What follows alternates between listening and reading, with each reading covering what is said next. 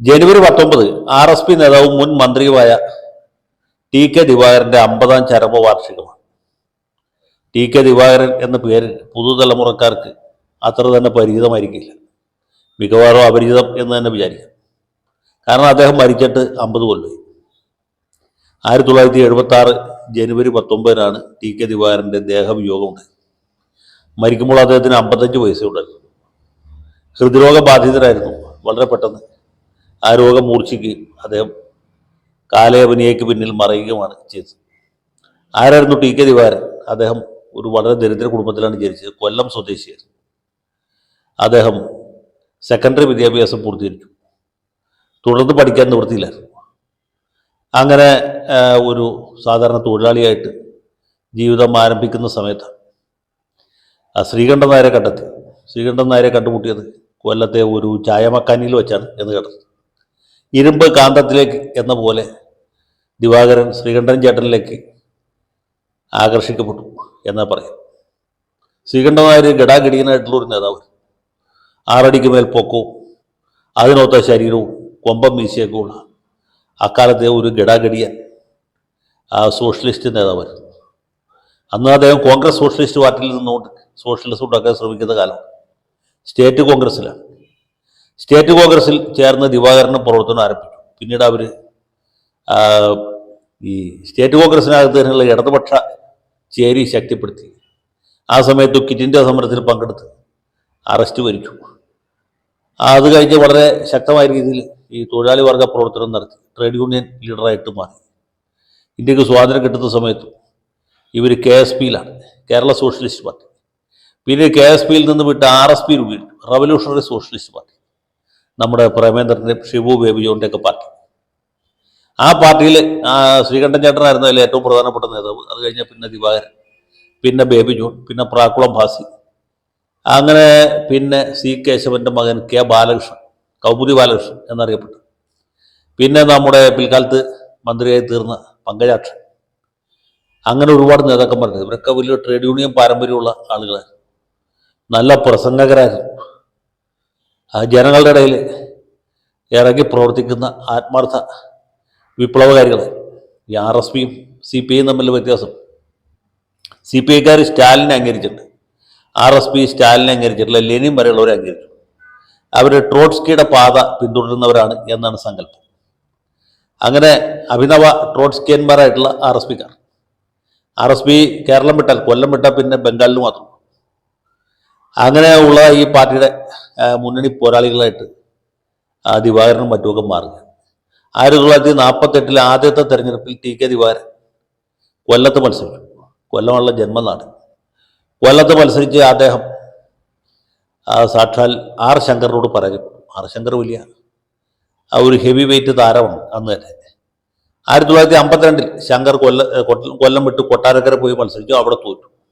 അതേ സമയത്ത് TK ദിവാകരൻ കോൺഗ്രസിൽ AR റഹീമിനെ തോൽപ്പിച്ചു. നമ്മുടെ ഡബിൾ A റഹീമല്ല, AR റഹീം എന്ന് പറഞ്ഞാൽ പഴയ ഒരു നേതാവുണ്ടായിരുന്നു, കോൺഗ്രസ് നേതാവ്. അദ്ദേഹം പിൽക്കാലത്ത് മന്ത്രി, കേന്ദ്രമന്ത്രിയൊക്കെ.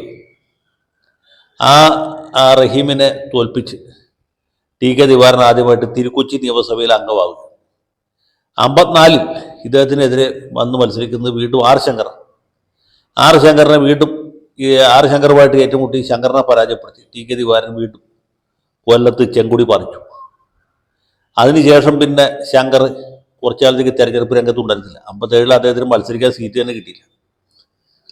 പിന്നെ പുള്ളി കുറേ നാൾ കഴിഞ്ഞ് KPCC പ്രസിഡന്റായിട്ടാണ് തിരിച്ചു വരുന്നത്. അപ്പോഴും കൊല്ലത്ത് നിന്നാൽ ജയിക്കില്ല എന്ന് ഉറപ്പുള്ളതുകൊണ്ട് ശങ്കർ പിന്നെ കണ്ണൂർ പോയി മത്സരിച്ചു എന്നുള്ളതാണ് ചരിത്രം. 57 തെരഞ്ഞെടുപ്പിൽ ഈ CPIയും RSPയും തമ്മിലുള്ള ബന്ധം ശിഥിലമായി. രണ്ട് പാർട്ടികളും പ്രത്യേകം മത്സരിച്ചു. അങ്ങനെ വീണ്ടും AR റഹീം കൊല്ലത്ത് ജയിച്ചു, കോൺഗ്രസ് സ്ഥാനാർത്ഥി. 60 അതിനിടയ്ക്ക് വിമോചന സമരം ഉണ്ടാകുന്നുണ്ട്. 59 വിമോചന സമരത്തിൽ ദിവാകരനും ബേബി ജോണും ശ്രീകണ്ഠൻ ചേട്ടനും ഒക്കെ സമരത്തിന് അനുകൂലമാണ്. കമ്മ്യൂണിസ്റ്റ് സർക്കാരിനെതിരാണ്. അതേ സമയത്ത് നിയമസഭാ തെരഞ്ഞെടുപ്പ് വന്നപ്പോൾ കോൺഗ്രസ്സുകാർ ഇവരെ കൂട്ടിയതുമില്ല. കമ്മ്യൂണിസ്റ്റുകാരും കോൺഗ്രസ്സുകാരും ഒരുപോലെ ഉപേക്ഷിച്ച RSPക്കാർ ഒറ്റയ്ക്ക് മത്സരിച്ചു. അന്ന് കരുനാഗപ്പള്ളിയിൽ ബേബി ജോൺ ജയിച്ചു. കൊല്ലത്ത് TK ദിവാകരൻ തോറ്റു. പിന്നീട് അദ്ദേഹം നിയമസഭയ്ക്ക് മത്സരിക്കുന്ന 1967 അന്ന് സപ്തകക്ഷി മുന്നണിയാണ്. സപ്തകക്ഷിയിൽ CPM-ഉം CPI-യും RSPയും മുസ്ലിം ലീഗും സംയുക്ത സോഷ്യലിസ്റ്റ് പാർട്ടിയും KSPയും KTPയും ഒക്കെ ഉണ്ട്. ഇതിലെ ഒരു കക്ഷിയാണ് RSP. TK ദിവാരൻ കൊല്ലത്ത് മത്സരിക്കുന്നു, ജയിക്കുന്നു. അദ്ദേഹം EMSന്റെ രണ്ടാമത്തെ മന്ത്രിസഭയിൽ മരാമത്ത് മന്ത്രിയായിട്ട് ചുമതലയേൽക്കും. ആ മന്ത്രിസഭ കുറച്ചുകൂടി മുന്നോട്ട് പോകുമ്പോൾ ഈ ഭരണമുന്നണിക്കകത്ത് പലവിധ കലഹവും കലാപവും ഒക്കെ ഉണ്ടാവും.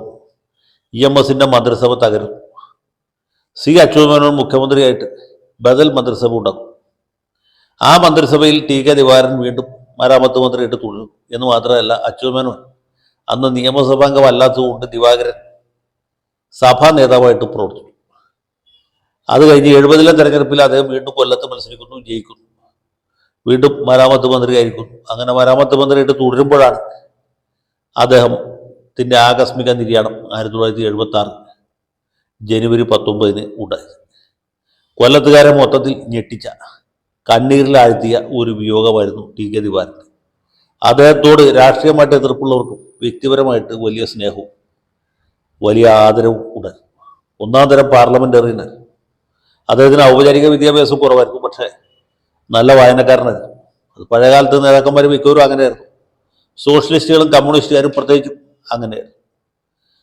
അദ്ദേഹത്തിന് പരന്ന വായനയും ആഴത്തിലുള്ള അഗാധമായ ജ്ഞാനവും ഉണ്ടായിരുന്നു. അത് അദ്ദേഹത്തിൻ്റെ നിയമസഭയിലെ പ്രസംഗങ്ങൾ വായിച്ചാൽ മനസ്സിലാവും. എത്ര പണ്ഡിതോചിതമായിട്ടാണ് ഓരോ വിഷയത്തെയും അദ്ദേഹം സമീപിക്കുന്നത്. എത്ര വ്യക്തതയോട് കൂടിയിട്ടാണ്, സ്ഫുടതയോട് കൂടിയിട്ടാണ് അദ്ദേഹം ഓരോ പ്രസംഗവും നടത്തുന്നത്. എങ്ങനെയാണ് എതിരാളികളുടെ ആക്രമണങ്ങൾക്ക് മുമ്പിൽ പതറാതെ നിൽക്കുന്നത് എന്ന് മനസ്സിലാക്കണേ. പുതിയ തലമുറയിൽപ്പെട്ട ആളുകൾക്ക് ഒരു പാഠപുസ്തകമായിട്ട് TK ദിവാരൻ്റെ നിയമസഭാ പ്രസംഗങ്ങൾ വേണമെങ്കിൽ പരിശോധിക്കാം. അതുപോലെ തന്നെ ഒന്നാം തരം ഭരണകർത്താവ് ഈ പൊതുമരാമത്ത് വകുപ്പ് പൊതുവെ തന്നെ ഒരു ഈജിയൻ തൊഴുത്താണ്. അത് ശുദ്ധമാക്കുന്നതിന് വകുപ്പിലെ കാര്യങ്ങളൊക്കെ നല്ല ഉത്തരവാദിത്തബോധത്തോടെ മുമ്പോട്ട് കൊണ്ടുപോകാൻ സാധിച്ച ഒന്നാം തരം ഒരു ഭരണകർത്താവായിരുന്നു TK ദിവാരൻ. അദ്ദേഹം പൊതുമരാമത്ത് മന്ത്രിയായിരിക്കുന്ന കാലത്ത് ഒരുപാട് പുതിയ റോഡുകൾ, പാലങ്ങളൊക്കെ രൂപകൽപ്പന ചെയ്തു. അതിൽ പ്രധാനപ്പെട്ട ഒന്നായിരുന്നു അദ്ദേഹത്തിൻ്റെ സ്വദേശമായ കൊല്ലത്തേക്കുള്ള ഈ ഇത്തിക്കര പാലം. അതിൻ്റെ ഉദ്ഘാടകനായിട്ട് അദ്ദേഹത്തെ തന്നെയാണ് നിശ്ചയിച്ചിരുന്നത്. പക്ഷേ അതിനു മുമ്പായിട്ട് അദ്ദേഹം ഇഹലോകവാസം വെടിഞ്ഞു. അദ്ദേഹത്തിൻ്റെ മൃതദേഹം കയറ്റിക്കൊണ്ടുള്ള വാഹനമാണ് ആദ്യമായിട്ട് ആ പാലത്തിൽ കൂടി കടന്നുപോയത്. അവിടെ അത് രേഖപ്പെടുത്തി വച്ചിട്ടുണ്ട് എന്നാണ് എൻ്റെ അറിവ്. ഇനി നമ്മുടെ മോഡിയുടെ സർക്കാരിൻ്റെ കാലത്ത് പ്രാവർത്തികമായ ഇപ്പോൾ ആളുകൾ ഉപയോഗിച്ചുകൊണ്ടിരിക്കുന്ന കൊല്ലം ബൈപ്പാസ് ഉണ്ട്. ഈ ബൈപ്പാസ് TK ദിവാരൻ മരാമത്ത് മന്ത്രിയായിരിക്കുന്ന കാലത്ത് പ്ലാൻ ചെയ്തതാണ്. അത് നടപ്പാക്കാൻ പിന്നീട് പ്രേമേന്ദ്രൻ പാർലമെന്റ് മെമ്പറായിട്ട് നരേന്ദ്രമോദിയുടെ സർക്കാരിൽ സമ്മർദ്ദം ചെലുത്തേണ്ടതായിട്ട് വന്നു എന്ന് പറഞ്ഞാൽ നമ്മുടെ നാട്ടിൽ ഈ മരാമത്ത് പണികൾക്കുണ്ടായിട്ടുള്ള വമ്പിച്ച പുരോഗതി എന്തുമാത്രമാണ് എന്ന് നമുക്ക് മനസ്സിലാക്കിയെടുക്കാൻ കഴിയും. ഇനി ഞങ്ങളുടെ നാട്ടിൽ TK ദിവാരനുമായിട്ട് ബന്ധപ്പെട്ടുണ്ടായ ഒരു സംഭവം കൂടി പറയാം. ഈ ആലുവയിൽ നിന്ന് മാളയ്ക്ക് പോകുന്ന വഴിക്ക് ചാലക്കുടി പുഴയ്ക്ക് കുറുകെ മൂഴിക്കുളം എന്ന സ്ഥലത്ത് ഒരു പാലമുണ്ട്. ആ പാലം പണി തീർത്തതും TK ദിവാരൻ മരാമത്ത് മന്ത്രിയായിരിക്കുന്ന സമയത്താണ്. അതിൻ്റെ ഉദ്ഘാടകനായിട്ട് നിശ്ചയിച്ചിരുന്നു അദ്ദേഹത്തെ തന്നെയാണ്. പക്ഷേ അദ്ദേഹത്തിന് എന്തോ തിരക്ക് കാരണം വരാൻ പറ്റിയില്ല. അങ്ങനെ ഈ പാലം ഉദ്ഘാടിക്കപ്പെടാതെ കിടക്കുകയാണ്. അപ്പോൾ നാട്ടിലുള്ള ചില ചെറുപ്പക്കാർ സംഘടിച്ചു അതിൻ്റെ ഒരു ജനകീയ ഉദ്ഘാടനം നടത്താൻ തീരുമാനിച്ചു. എന്ന് മാത്രമല്ല, ഒരു കർഷക തൊഴിലാളിയെ കണ്ടെത്തി. ചാത്തൻ എന്നായിരുന്നു അദ്ദേഹത്തിൻ്റെ പേര്. ഈ ചാത്തനെ കൊണ്ട് നാട മുറിപ്പിച്ച് പാലം ഉദ്ഘാടനം ചെയ്തതായിട്ട് പ്രഖ്യാപിച്ചു. അന്നോട്ട് വാഹന ഗതാഗതം ആരംഭിച്ചു.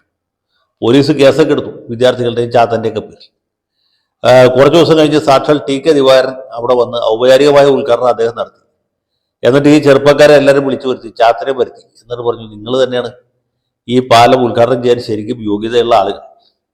ഈ മന്ത്രിമാരായ ഞങ്ങളെ കൊണ്ട് ഈ ജോലിയൊന്നും ചെയ്യേണ്ട ആവശ്യമില്ല. പാലം പണി തീർന്നാൽ പിന്നെ അത് മനുഷ്യരുടെ ഉപയോഗത്തിന് വേണ്ടിയിട്ടുള്ളതാണ്. അത് ഉദ്ഘാടിക്കാനായിട്ടൊരു മന്ത്രി ഒന്നും പറയേണ്ട യാതൊരു കാര്യവുമില്ല എന്ന് പറഞ്ഞ് അദ്ദേഹം അവിടുന്ന് പിരിഞ്ഞുപോയി എന്നുള്ളതാണ് കേൾവി. ഇതിൽ പങ്കെടുത്ത ഒരാൾ തന്നെ എന്നോട് പറഞ്ഞു. അദ്ദേഹം പിന്നീട് ഹൈക്കോടതിയിലെ ഒരു പ്രമുഖ അഭിഭാഷകനായിട്ട് മാറി. അദ്ദേഹത്തിൻ്റെ പേര് ഡോക്ടർ വിൻസെന്റ് പാനിക്കുളങ്ങര എന്നാണ്. അപ്പം ഇങ്ങനെയൊക്കെയുള്ള ഒരുപാട് ചരിത്രം ഒക്കെ ഉള്ള ആളാണ് ടി കെ ദിവാകരൻ. അദ്ദേഹം ഒരു സാധാരണക്കാരനായിട്ട് ജനിച്ചു, സാധാരണക്കാരനായിട്ട് ജീവിച്ചു, സാധാരണക്കാരനായിട്ട് മരിച്ചു. ആ ഭാര്യയ്ക്കും കുട്ടികൾക്കും വേണ്ടിയിട്ട് സൽപ്പേരല്ലാതെ ഒന്നും സമ്പാദിച്ചില്ല. അദ്ദേഹത്തിൻ്റെ മകനാണ് പിൽക്കാലത്ത് MLA യും മന്ത്രിയൊക്കെ മാറിയ ബാബു ദിവാകരൻ. അങ്ങനെ ഒരു വലിയ സമര പാരമ്പര്യത്തിൽ, വലിയ പാർലമെൻ്ററി പാരമ്പര്യത്തിൽ, ഭരണ പാരമ്പര്യത്തിൽ അവകാശിയായിട്ടുള്ള ഒരാളായിരുന്നു സഖാവ് ടി കെ ദിവാകരൻ. അദ്ദേഹത്തിൻ്റെ ഓർമ്മയ്ക്ക് മുന്നിൽ ആദരാഞ്ജലികൾ അർപ്പിക്കും.